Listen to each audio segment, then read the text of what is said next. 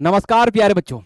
मैं अली सर अड्डा 24/7 के सीयूटी हिंदी मीडियम चैनल पर आप सभी का बहुत बहुत स्वागत करता हूं। आज के इस वीडियो में हम लोग चर्चा करेंगे कि आगामी जो यूपी बोर्ड 2025 है, इसके लिए आप लोगों का इतिहास का सिलेबस क्या होने वाला है, ठीक है, मार्किंग स्कीम क्या होने वाली है, सारी चीजें आप लोग इस एक वीडियो में, और ज्यादा बड़ी वीडियो नहीं होगी, 10 से 12 मिनट बहुत से बहुत जा सकता है। ठीक है, तो चलिए पूरी वीडियो को देखते हैं, हम लोग सिलेबस को डिस्कस करते हैं।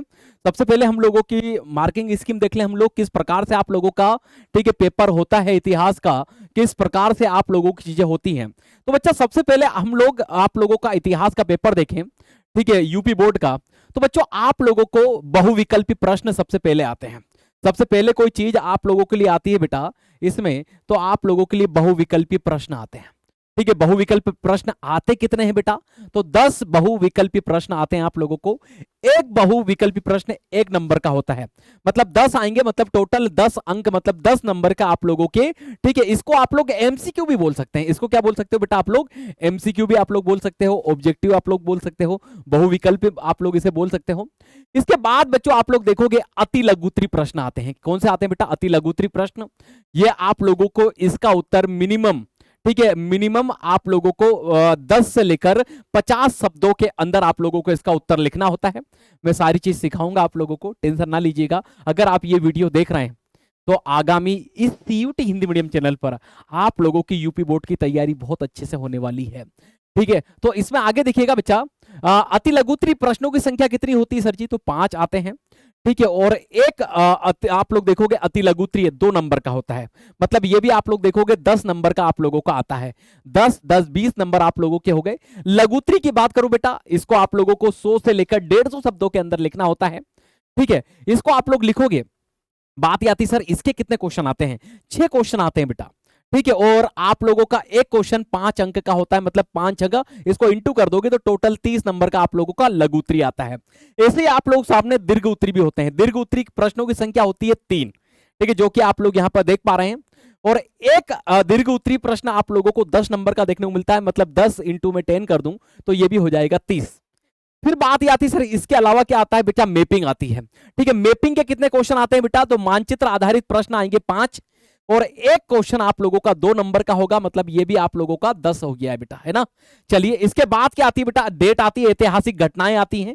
ठीक है, इन तिथि, इनको आप लोग तिथियां कह सकते हो।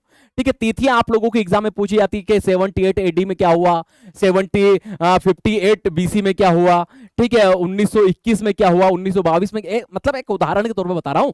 तो ऐसी आप लोगों से डेट पूछी जाती है बेटा यहां पर। तो ये थोड़ा सा आप लोग क्या कीजिएगा, थोड़ा सा याद रखिएगा बढ़िया से। ठीक है, इसके बाद थोड़ा सा बच्चा हम लोग आगे चलें। ठीक है, इसके बाद हम लोग आगे चल के थोड़ा सा देखें कि आप लोगों का अब ये तो आप लोगों ने देखा मार्किंग स्कीम। ठीक है, आप लोगों का टोटल, आप लोगों को इतिहास के अंदर कोई प्रैक्टिकल नहीं होता है, खासतौर पे ये बता दूं, आप लोगों को सीधा 100 नंबर का पेपर होता है। ठीक है, चलिए इसके आगे हम लोग बात करें। एक एक आप लोगों के टोटल इतिहास में कितने चैप्टर आप लोगों को पढ़ना होंगे यूपी बोर्ड के अंदर? 12 चैप्टर। वैसे आप लोग देखोगे 2023 के जो बच्चे रहे, मतलब आपके जो सीनियर रहे, उनको 15 चैप्टर पढ़ना पड़े थे, लेकिन 2024 में यूपी बोर्ड ने 3 चैप्टर हटा दिए। एक मुगल काल वाला हटा दिया, एक आप लोग देखोगे वो हमारा विभाजन वाला जो था वो हटा दिया, एक उपनिवेशिक शहर हटा दिया। लेकिन हाँ, सीयूटी की जब तैयारी करोगे तो ये तीनों चैप्टर आप लोगों को पढ़ना पड़ेंगे। ठीक है, चलिए आगे बढ़ते हैं बच्चा, हम लोग इसमें एक एक करके देखने का प्रयास करते हैं। 100 अंकों का प्रश्न पत्र होगा आप लोगों का भाग 1 के अंदर। ठीक है, आप लोग देखोगे ईंट मनके तथा अस्थियां, इसको आप लोग हड़प्पा सभ्यता भी कह सकते हो। मैं क्लासेस चालू करने वाला हूं कल से, मतलब कल, मतलब 30 तारीख से 3 बजे से लेकर 4 बजे के बीच में मेरी क्लासेस इतिहास की होना चालू हो जाएंगी।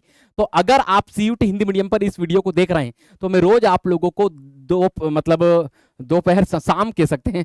ठीक है, आप लोग देखोगे 3 से 4 बजे के बीच में आप लोगों को दिन में मेरी क्लास इतिहास की चलती हुई दिखाई देगी, तो आप लोग उस समय पे आ सकते हो।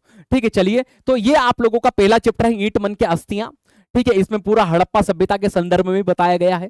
ये सारी बातें मैं आप लोगों को सब बता दूंगा, इसमें क्या क्या पढ़ना है। अभी इसको आगे कहानी सब छोड़ दीजिए, हड़प्पा सभ्यता की खोज कैसे हुई, कौन कौन से इतिहासकार, पुरातात्विक उसमें भूमिका रही है, ये सारी बातें आप लोगों को यहाँ पर अच्छे से पता होनी चाहिए। सेकंड आप लोगों का जो चैप्टर बनता है राजा, किसान और नगर बनता है। कौन सा चैप्टर बनता है बच्चा लोग आप लोगों का? राजा, किसान और नगर आप लोगों को बनता हुआ दिखाई देता है। ये रहा राजा किसान, 2 चैप्टर हो गए आप लोगों के। ठीक है, पहला चैप्टर आप लोगों ने देखा ईंट मन के अस्थियां, जिसको हड़प्पा सभ्यता कहते हो। दूसरा राजा किसान नगर, ठीक है, ये आप लोगों का सेकंड चैप्टर हो जाएगा। और इसमें आप लोगों को खास तौर पे बहुत अच्छे तरीके से बताया गया है कि जो 600 बीसी है, ठीक है, कौन सा बीसी बेटा, 600 बीसी से लेकर 600 एडी जो रहा, मतलब ये जो 1200 साल रहे बेटा, है ना, ये 1200 साल का आप लोगों को पूरा क्या आना चाहिए, तो राजनीतिक और आर्थिक इतिहास आना चाहिए। ठीक है, खास तो यहां लिखा है राजनीतिक और आर्थिक इतिहास कब का बेटा, मतलब राजाओं ने किस प्रकार से रूल किया इस टाइम पीरियड के बीच में, किस प्रकार से उन्होंने अपनी अर्थव्यवस्था को मजबूत किया।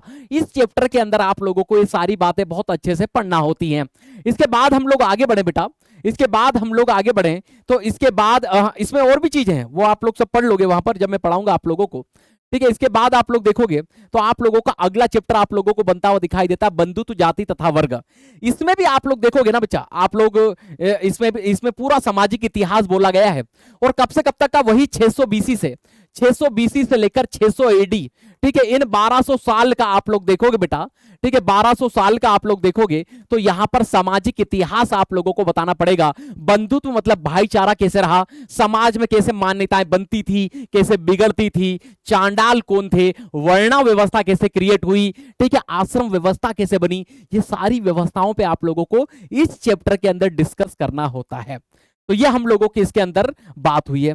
इसके आगे चलें बेटा, हम लोग इसमें अगले चैप्टर को देखें। आप लोग देखते जाएं बढ़िया से, क्योंकि ये पीडीएफ है, आप लोगों का सिलेबस है, मैं आप लोगों को बड़े अच्छे से इसको दे रहा हूं। ठीक है, मेरे बच्चा लोगों को कोई दिक्कत ना। ठीक है, बस देखते जाइएगा आप लोग। ठीक है, इसको मैं और सही कर देता हूं थोड़ा सा।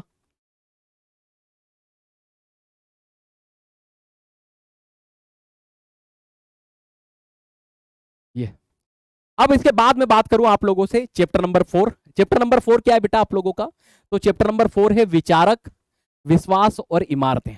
इसके अंदर आप लोगों को जैन धर्म, बौद्ध धर्म और हिंदू धर्म की जो वैष्णव शाखा है, शैव शाखा है, इसका आप लोगों को अध्ययन करना होता है। ठीक है बेटा, तो चलिए ये आप लोगों का 4th चैप्टर हो जाएगा। इसके बाद हम लोग बात करें सर हमारा 5th चैप्टर कौन सा होगा, तो यात्रियों के नजरिए से जो मध्यकाल में आप लोग देखोगे। ठीक है, मध्यकाल में आप लोग देखते हो बच्चा कि कुछ ट्रेवलर आए हैं हमारे यहाँ पर, जैसे आप लोगों ने नाम सुना होगा अल बरूनी, इब्न बतूता, सुना ना, इब्न बतूता ता है ना, इब्न बतूता हो गया, फ्रांसवा बर्नियर हुआ, खासतौर पर लिख रखा है उसमें देखो, अल बरूनी, इब्न बतूता, बर्नियर। इन्होंने भारत में जब आए, भारत के समाज, भारत की अर्थव्यवस्था, भारत की राजनीति जब इन्होंने देखा तो किस प्रकार से प्रभावित हुए, और उन्होंने अपने जो किताबें लिखी हैं, किताबों में किस प्रकार का ज्ञान दिया है, ये सारी बातें आप लोगों को इस चैप्टर के अंदर पढ़ना है यात्रियों के नजरिए से। और फिर दोहरा रहा हूं, कल से 3 से 4 बजे के बीच में मैं इतिहास की क्लास पहले चैप्टर से चालू होने वाली यूपी बोर्ड स्पेशल, तो आप लोग उसको देखना ना भूलिएगा। ठीक है, चलिए आगे बढ़ते हैं। अगला चैप्टर में बात करूं, चैप्टर नंबर 6 आप लोगों का भक्ति और सूफी परंपराएं, मतलब भक्ति और सूफी आंदोलन है। इसके अंदर हम लोगों को नैनार अलवार जो संत रहे उनको देखना होता है। इसमें शंकराचार्य, निम्बकाचार्य, नामानंद, कबीर, रैदास, मीराबाई जैसे संत, और सूफियों में मोइनुद्दीन चिश्ती, निजामुद्दीन औलिया, बाबा फरीद जैसे संतों को भी हम लोगों को देखना होता है। तो चलिए ये 6 चैप्टर हुए हम लोगों के। आगे बढ़ के देखें चैप्टर नंबर 7 आप लोगों का क्या कहता है बेटा, और 8 क्या कहता है। तो बेटा चैप्टर नंबर 7 आप लोगों का एक साम्राज्य की राजधानी विजयनगर। ठीक है, एक साम्राज्य की राजधानी विजयनगर, मतलब आप लोगों से यहां सीधा तौर पे कहा जा रहा है विजयनगर साम्राज्य। विजयनगर साम्राज्य के बारे में आप लोगों को बहुत अच्छे से स्टडी करना है। ठीक है, उसके बारे में यहां पर आप लोगों से बताया गया है, यहां की इमारतों की रूपरेखा, यहां के मंदिर, यहां के किले, सिंचाई सुविधाएं, ठीक है, स्थापत्य और राजनीतिक व्यवस्था के बीच किस प्रकार से संबंध रहा, इन सारी बातों का आप लोगों को क्या करना है, अध्ययन इस चैप्टर के अंतर्गत करना है बेटा। ठीक है, हम्पी की खोज कैसे हुई, ठीक है, इसके विवरण किस प्रकार से हैं, दृश्य किस प्रकार से हैं, ये सारी बातें। और चैप्टर नंबर 8 आप लोगों का किसान, जमींदार और राज्य, ये मुगल काल से संबंधित है बेटा, है ना। मुगल काल में जो अर्थव्यवस्था थी, है ना, अर्थव्यवस्था, तो अर्थव्यवस्था के बारे में आप लोगों को यहां पर पूछा गया है ना, अर्थव्यवस्था किस प्रकार से रही, ये आप लोगों से पूछता है, किसान, जमींदार और राज्य। और आईना अकबरी, अकबर के काल में जो अबुल फजल साहब ने लिखी, ठीक है, उसके अकॉर्डिंग आप लोगों को इस चैप्टर को पूरा कवर करना है बेटा। चलिए आगे बढ़ते हैं, अगला लास्ट पेज देख लेते हैं। इसको भी मैं आप लोगों को वैसा ही करा देता हूं जैसा कि मैंने पीछे आप लोगों को बताया है बेटा। ठीक है, चलिए आगे देखते हैं बच्चा। इसके बाद आप लोगों का चैप्टर नंबर 9 कौन सा है, तो चैप्टर नंबर 9 आप लोगों का उपनिवेशवाद और देहात है।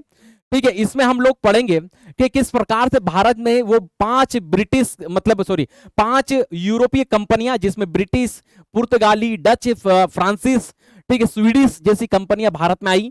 उन कंपनियों ने किस प्रकार से भारत को लूटा, और खास तौर पे लूट जो की भारत के अंदर, वो की किसने? अंग्रेजों ने। तो अंग्रेजों ने किस प्रकार से लूटा, किस प्रकार से, ठीक है, उन्होंने अलग अलग से कर व्यवस्थाओं को भारत के अंदर इजाद किया, किस प्रकार से स्थायी बंदोबस्त, रैयतवाड़ी, महलवाड़ी जो व्यवस्था रही, उनको उन्होंने जन्म दिया। ये सारी बातें हम लोग इस चैप्टर के अंदर देखेंगे। तो उपनिवेशवाद और देहात ये पूरा अंग्रेजों से संबंधित है बेटा, ठीक है, अंग्रेजों का अध्ययन करेंगे इसके अंदर हम लोग। आपकी एनसीईआरटी भी आप लोग देखोगे तो इसके अंदर, ठीक है। इसके बाद आप लोग देखोगे, आप लोगों का जो 10वां चैप्टर होगा वो होगा 1857 की क्रांति, जो आप लोगों के सिलेबस में, ठीक है, आप लोग देखोगे विद्रोही और राज के नाम से चित्रित आप लोगों को यहां पर देखने को मिल जाता है, या उल्लेखित आप लोगों को देखने को मिल जाता है। इसके बाद हम लोग बात करें बेटा, ठीक है, इसके बाद हम लोग चर्चा करें कि इसके बाद आप लोगों के और कौन कौन से चैप्टर यहां पर देखने को मिलते हैं आप लोगों को।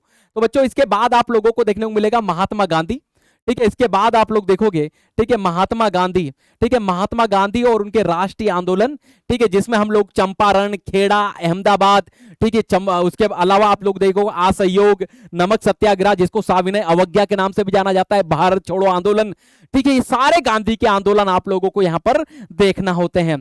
तो चलिए, ये सारी बातें मैं कराऊंगा आप लोगों को, तो बस आपको चैप्टर पता होना चाहिए कौन सा चैप्टर कब है, ये अच्छे से कंठस्थ कर लीजिएगा आप लोग।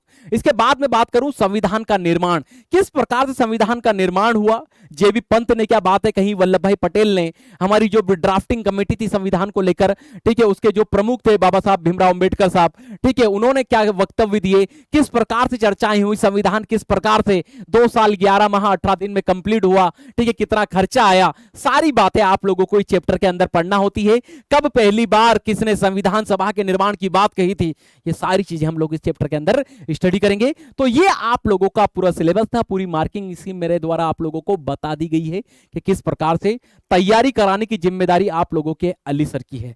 आप लोग टेंशन ना लीजिएगा, ठीक है। और एक चीज और बता दूं बच्चा आप लोगों को, ठीक है, अगर आप हमारी पेड बैच से जुड़ना चाहते हो, अगर आप लोग हमारी पेड बैच से जुड़ना चाहते हो, ठीक है, हमारी पेड बैच जो आई है अभी आप लोगों की 4 जून से चालू है पेड बैच, ठीक है, 4 जून से स्टार्ट है। अगर आप हमारी पेड बैच से जुड़ना चाहते हो, ठीक है, तो आप लोग मुझे यहाँ, ठीक है, आप लोग मुझे यहाँ संपर्क कर सकते हो, ठीक है, यहाँ पर आप संपर्क कर लें।